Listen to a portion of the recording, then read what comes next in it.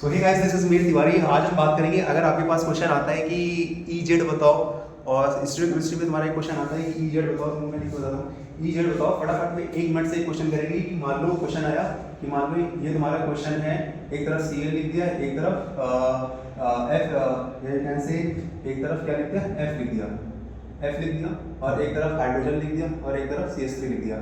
अब इसमें तुम्हें बताना है कि भैया बताओ ये सिस है या ट्रांस है। ठीक है, ये तुम्हारा सिस है या ट्रांस है। अब तुमने पढ़ा होगा कि सिस ट्रांस में sir same group same side पे होते हैं, सामने सामने होते हैं सेम ग्रुप पे, तो हम बता देते हैं यहाँ ये सामने वाला ग्रुप सिस है या ट्रांस है। बट इन दैट केस आप कैसे बताओगे? क्वेश्चन अगर आ गया कि भैया इस कंपाउंड में बताओ, ये जो particular carbon carbon double bond के बीच में पर्टिकुलर फंक्शनल जो ग्रुप डिफरेंट ग्रुप्स लगे हैं उसके बीच में तुम्हें सिस ट्रांस बताना है। तो इसको कैसे करेंगे, फटाफट से सीखते हैं। इसको करने के लिए सबसे पहले आपको पता होना चाहिए ई जेड निकालो, इसका ई जेड निकालो। तो तुम्हें पता है ई क्या होता है, ट्रांस होता है, और जेड क्या होता है, सिस होता है। ये तुम्हें पता होना चाहिए। सिस मतलब क्या, same side.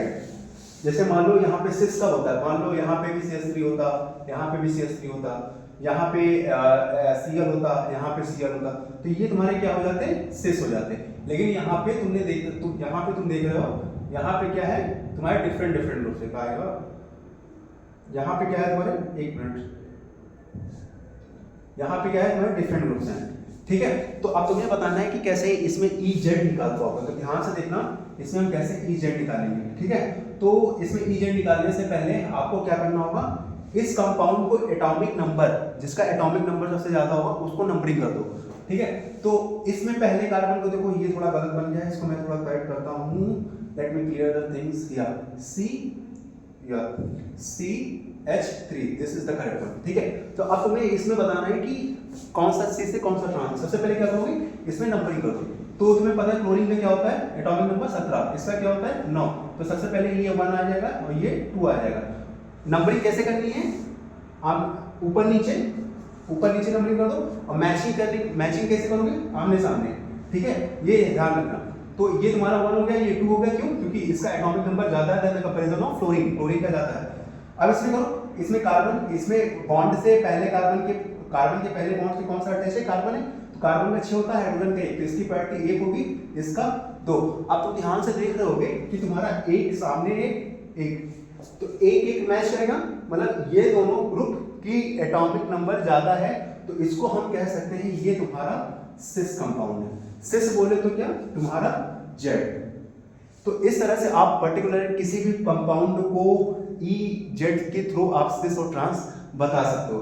Same as it is, अगर मैं इसका अपोजिट कर दूं, CH3 इधर कर दूं या Cl इधर कर दूं, तब तुम्हारा भी सेम होगा। अगर मैं इसको रोटेट कर दूं, इसको ऊपर कर दूं, CH3 को नीचे कर दूं, मान लो यहाँ पे मैंने CH3 लिख देना था, यहाँ पे मान लो मैंने, यहाँ पे मान लो, एक मिनट, यहाँ पे मैं क्या कर दूं, यहाँ पे मैं कर दूं, हाँ, यहाँ पे मैं अगर CH3 कर दूं, तो ध्यान से देखो क्या होगा, ब्लू ले लेता हूँ। ठीक है, यहाँ पे मैं CH3 कर दूं, हाँ, और यहाँ पे क्या कर दूं, H कर दूं, तो अब तुम देखोगे तो इसको वैसे रहना एज इट इज। अब इसको क्या करोगे, इसको 1 नंबर दोगे और इसको 2 करोगे। ठीक है, तो तुम देखो ये दोनों मैच नहीं हो रहे हैं, ये दोनों आमने सामने मैच नहीं हो रहे हैं। 1 के सामने 1 नहीं आ रहा है, 2 के सामने 2 नहीं आ रहा है, 1 के सामने 2 आ रहा है, 2 के सामने 1 आ रहा है। तो इस दैट कंडीशन में आप क्या कहोगे, ये वाला तुम्हारा कंपाउंड क्या है, ट्रांस है। ट्रांस है बोले तो ई है। ठीक है, तो इस तरह से आप पर्टिकुलरली बता सकते हो कोई भी कंपाउंड तुम्हारा सिस है या ट्रांस है, अगर तुम्हारे पास same functional group same side पे ना लगे हो, डिफरेंट लगे हो, तो ई जेड के थ्रू तुम सिस ट्रांस बता सकते हो। कैसा लगा वीडियो में कमेंट करो, और ऐसे ही कुछ इंपॉर्टेंट टिप्स एंड ट्रिक्स आपको बताऊंगा हिस्ट्री केमिस्ट्री से related. Whatever organic chemistry is going to want to ask, I will share with you. Like the video. Thank you very much for watching. Bye.